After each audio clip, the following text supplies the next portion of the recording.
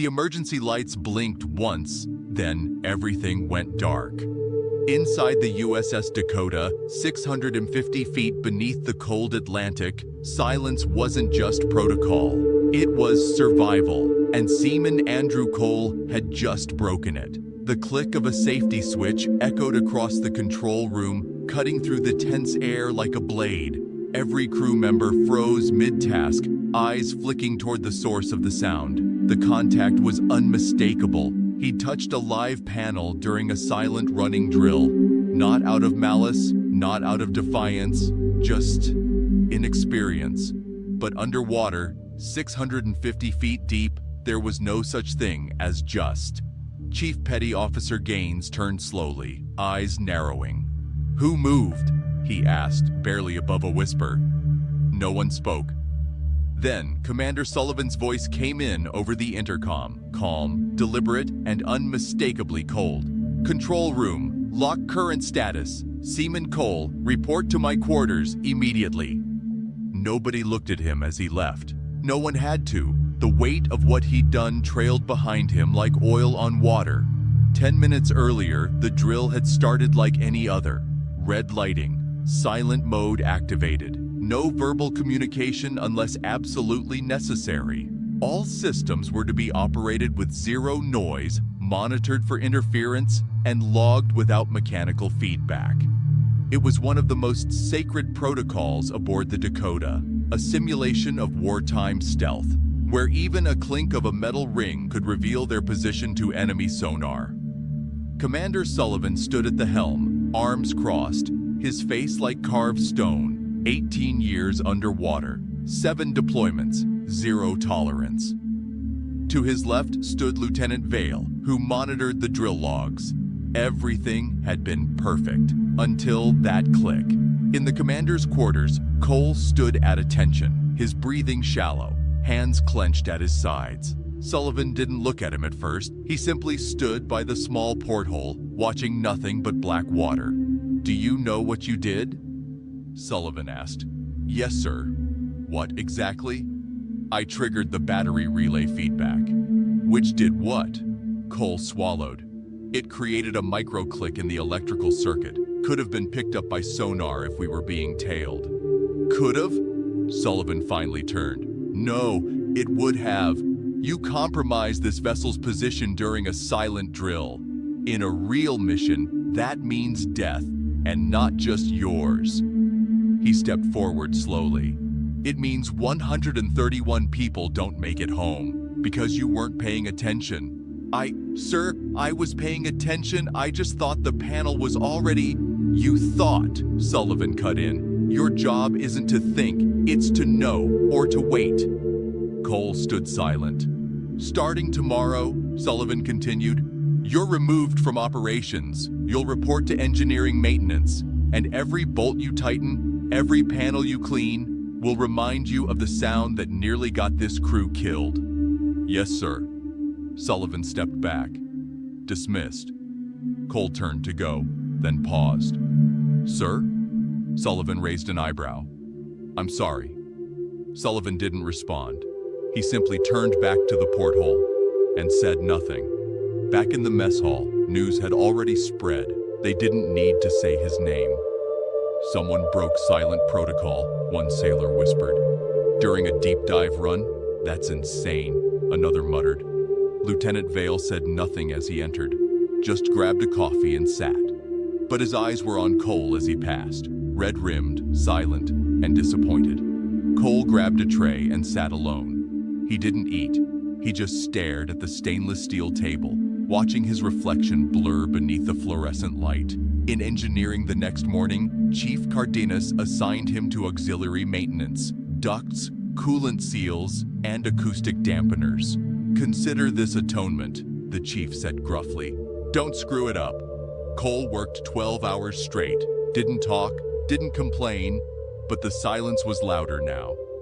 He started to hear things others missed: the slight rattle in Deck 2's pipe junction, a loose bolt on the access ladder, the faint vibration behind sonar housing. He didn't touch anything without asking, didn't speak unless spoken to. By day 3, some of the tension had begun to lift, but the weight hadn't, because the sea doesn't forget. That night, in the command room, sonar detected something faint, not a contact, not quite, but a distortion. Minor echo, said the sonar tech.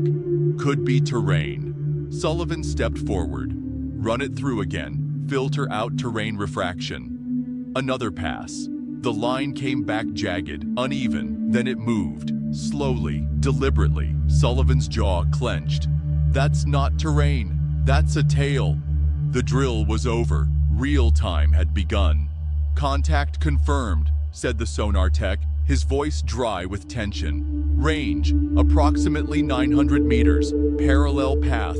Depth, matched. The red lighting inside the USS Dakota's command room made every face look gaunt. Shadows clung to the walls. Every flickering screen suddenly felt like a countdown. Commander Sullivan stood still, arms crossed behind his back. Is it broadcasting? No transponder, sir. Silent. Then we assume it's not friendly.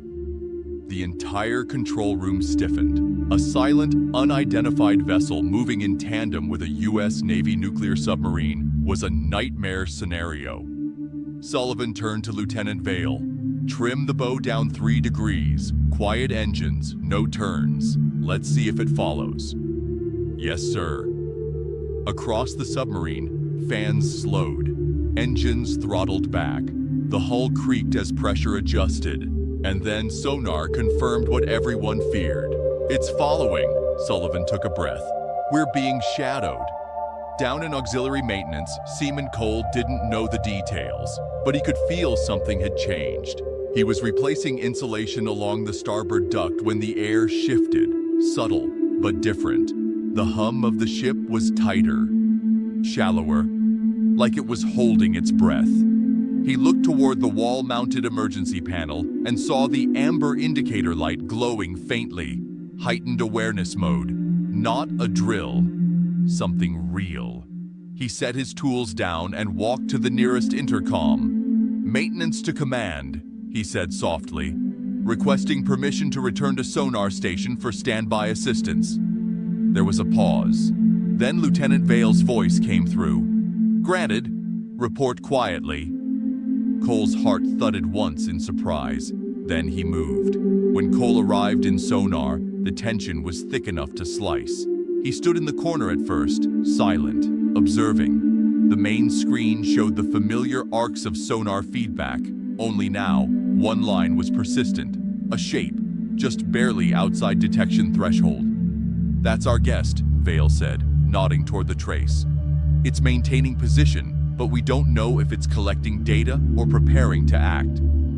Sullivan didn't look away from the screen. I need solutions. What do we have in this sub that makes us quieter than they expect?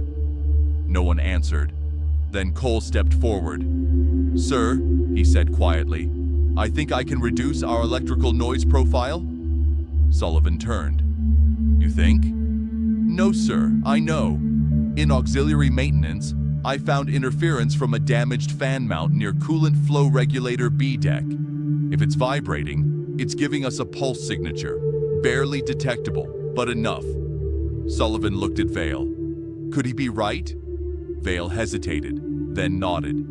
If it's loose, yes. Sullivan didn't blink. Fix it, now.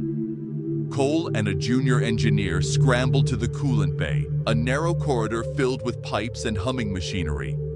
The loose mount wasn't hard to find. The vibration was so subtle it couldn't be heard, only felt through fingertips. Using vibration foam and dampening pads, they secured the fan, tightened the bracket, sealed the panel. They finished in under 6 minutes. Back in sonar, the contact faded, just a little, but enough. The screen smoothed. They're confused, the sonar tech said. Our signature just changed. They may think we shifted. Sullivan allowed himself a slow breath. Well done, he said. Then turning to Vale, put Cole back on temp sonar duty. Vale nodded, and just like that, Cole was back. Over the next 12 hours, the Dakota ran a series of quiet maneuvers, testing, dodging, repositioning. The contact stayed with them, always in shadow, always just out of full range, but never gone. And then, without warning, it blinked out entirely. Contact lost, the sonar tech said. No ping, no decay. Vale narrowed his eyes. They cut power? Possibly. Sullivan leaned forward. Or they're above us. Everyone froze. Above meant danger. Above meant visibility to the ocean floor. Above meant potential deployment of listening devices, or worse, decoys. Trim bow up, 5 degrees, engines dead slow, Sullivan ordered. I want to know who's watching. The ship rose, slowly, quietly. The pressure dropped, ears popped. Then, a soft thunk echoed across the hull. Impact? Vale asked. No damage reported, engineering responded. Could be a deployable. Then another thunk. Sullivan stepped forward. They're marking us. Why not attack? Vale asked under his breath. Because they don't want to. Not yet. Sullivan turned to Cole. If you were trying to confuse another submarine, how would you do it? Cole blinked. Sir, I'd mimic failure. Sullivan's eyes narrowed. Go on. I'd kill auxiliary power to one section, make them think a system failed. They'd either retreat, thinking we're crippled, or close in, thinking we're exposed. Sullivan looked at Vale. Run the simulation. They shut down midship lights, cut heat to living quarters, and slowed vent cycles. The ship appeared weak, damaged, a perfect target. And it worked. The contact moved, fast, directly toward them. Contact closing. Range 300 meters, sonar announced. Sullivan's voice dropped. All hands brace. Prepare countermeasure protocols. No action until my command. The entire submarine held still.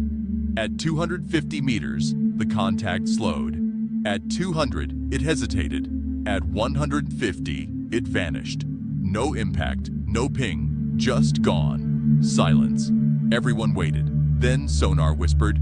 They dropped a probe. A small object appeared on sonar. Floating, tethered, passive. Listening. Sullivan's jaw clenched. They want to hear what we don't say. Back in the mess hall, the lights flickered as the crew filed in for rations. Cole sat alone again, but this time, he wasn't shunned, just watched. Quiet nods, brief glances, recognition, respect. He didn't need applause. Down here, approval was silence, and silence was sacred. He took a bite of dried chicken, staring at the wall, thinking of the probe now drifting outside like a mechanical ear.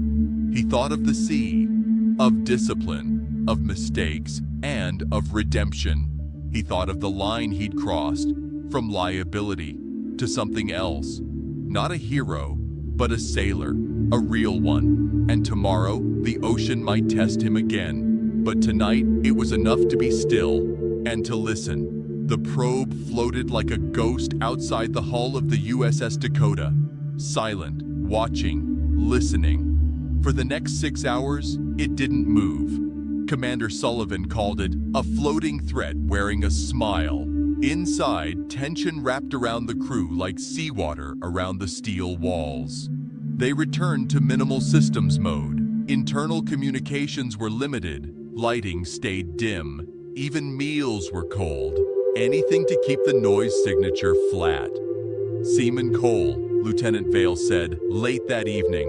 The commander wants you in diagnostics. Cole blinked. Sir? You've got an ear for anomalies. He wants you to scan the internal acoustic logs for inconsistencies. Cole nodded and followed him into the systems bay. He wasn't used to the room being so quiet. Even the computer terminals hummed lower than usual. He sat, headphones on, watching the timeline scroll.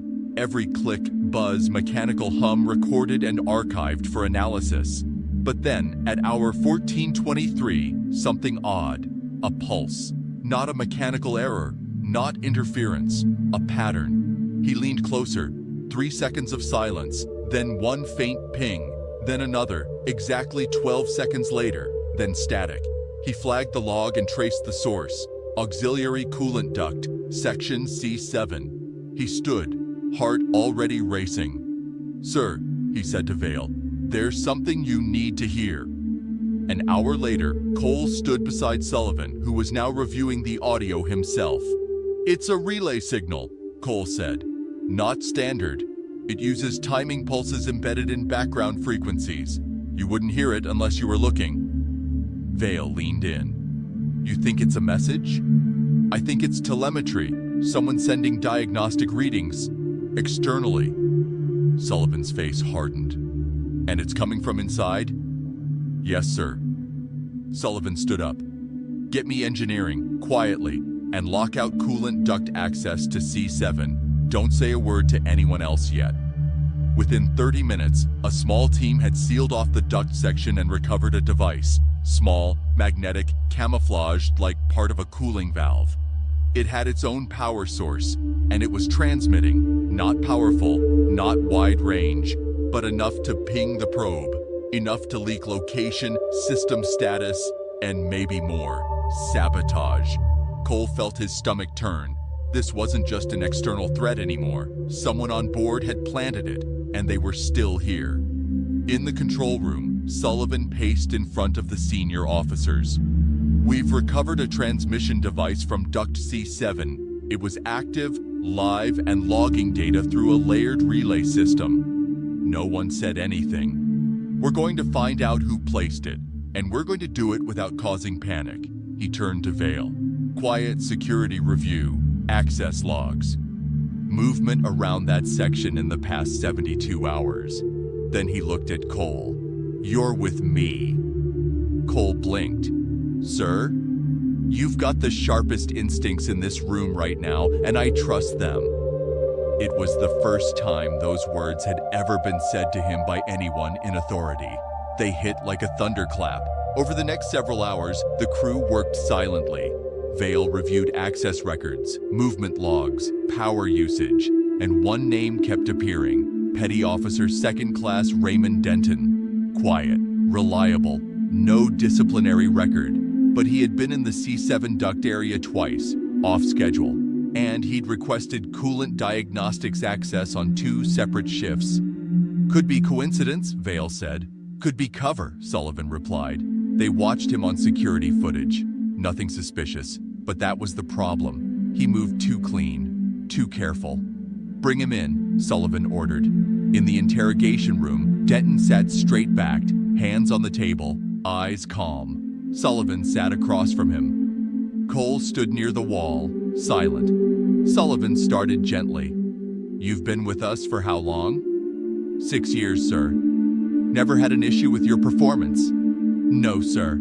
Sullivan placed a photo of the recovered device on the table. Seen this before? Denton glanced at it. No, sir. You were in the coolant section where it was found. Yes, sir. Routine inspection. Twice. Yes, sir. No other technician logged access. Denton said nothing. Then Sullivan leaned in. Let me be clear. That device could have compromised this vessel's position. It may already have. You placed it, didn't you? Denton finally looked up and said, You're asking the wrong questions, sir. Sullivan's eyes narrowed. What should I be asking? Denton's voice remained steady. Why wasn't I caught sooner? That night, the probe outside the submarine was gone. Sonar confirmed it detached and disappeared, along with the signal. Who's he working for? Vale asked. Sullivan didn't answer, just stared at the sonar screen. We'll find out, but now we know. We were not being tracked by chance. We were being led. He looked to Cole. You saw it before anyone else, and you may have just stopped something far worse. Cole didn't reply. He didn't know what to say, but inside something had shifted. He was no longer the sailor who broke protocol. He was the sailor who heard the whispers no one else could. And this time, he listened. The Dakota began a slow, silent retreat toward its rendezvous coordinates. But the story wasn't over, not yet. Because in the sea, silence is never empty. It's full of waiting things, and not all of them are outside. The USS Dakota was heading home, but there was no celebration, No laughter, no relieved sighs of mission complete. Just silence. Because although the foreign probe had vanished and the saboteur was in custody, the weight of betrayal lingered like pressure in the hull. It clung to the walls, heavy and unseen, a quiet reminder that the most dangerous threats aren't always above. Sometimes they're right beside you. Petty Officer Denton was transferred to the containment bay, guarded and isolated. But even behind two locked doors, his words echoed. "You're asking the wrong questions." Commander Sullivan stood in the briefing room, back turned to the digital feed showing Denton seated on a steel bench, staring at the floor like he didn't care what came next. Lieutenant Vale entered quietly. "We've finished his quarters sweep," he said. "Found a duplicate data cable hidden behind the diagnostics panel. It links to the external comms disguised as an old maintenance line." Did he install it? He had help. We found prints from another set of gloves. And here's the thing, sir. Sullivan turned. Vale continued. The gloves aren't standard issue. They match a contractor batch from 4 years ago. Meaning whoever Denton was working with started preparing for this a long time ago. Sullivan exhaled slowly. This wasn't sabotage, it was a campaign. Cole sat alone in sonar, watching the sonar waves ripple across the screen like ghost rings on still water. No contacts, no movement. But he'd stopped trusting calm surfaces. He kept his headphones on, listening, not just to sonar, but to the ship, to the rhythm of the sea against the hull, to the subtle patterns in the fans, to the way silence moved when the submarine was breathing right, and how it changed when something, anything, was wrong. The door opened. Sullivan entered carrying a small, unmarked black case. "Thought I'd find you here." Cole stood. "Sir, sit down." Cole obeyed.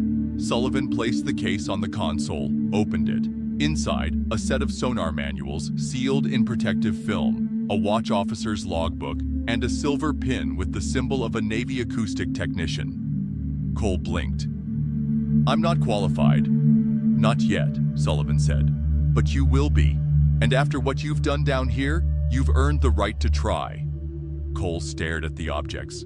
"This isn't just equipment," Sullivan said. "It's responsibility. You don't carry this gear unless you're willing to be the first to hear a threat, and the last to panic when it comes."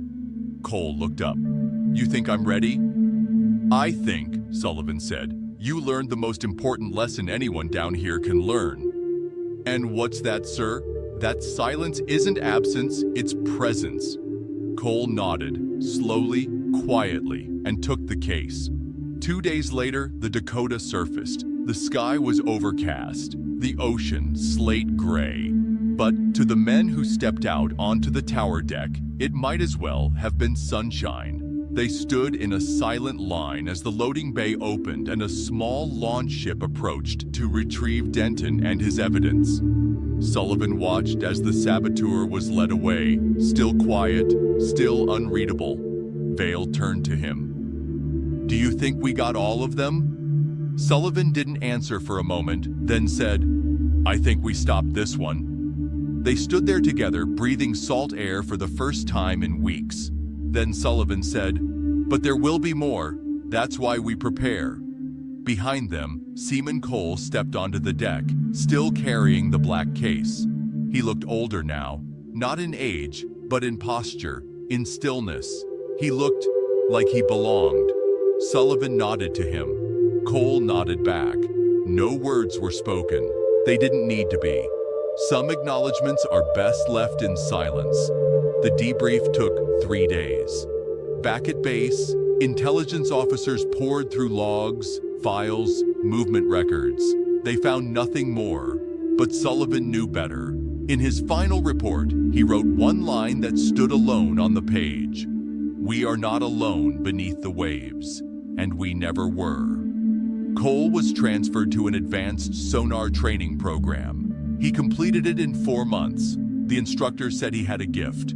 But it wasn't just about hearing.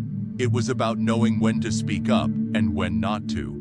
It was about understanding that silence on a submarine is like breath in the lungs. Without it, everything collapses. And on his first day, back aboard a new sub, when a young recruit nervously asked him what sonar was really like, he just smiled and said, "You don't just hear the ocean down here, you feel it." In the deep sea, silence is not emptiness, it's vigilance. It's the heartbeat of the ship, the breath of discipline, the sound of 130 men trusting each other not to make a sound unless it matters. You don't speak unless it saves lives. You don't move unless it keeps the mission alive. And you don't break silence unless you're ready to answer for what follows. Cole learned that the hard way. But down here, learning the hard way means you survived. And survival is the only graduation that matters. What would you have done if you were Commander Sullivan? Would you have trusted Cole again after his mistake? Would you have seen the signs of betrayal sooner? Let us know your thoughts in the comments. If this story gripped you, if it made you hold your breath or respect silence just a little more, subscribe to Authority Watch now. We bring you real-style military stories that teach, inspire, and reveal the unseen world beneath uniforms and steel. Click that bell icon so you never miss what happens beneath the surface. Because where silence rules, every second matters.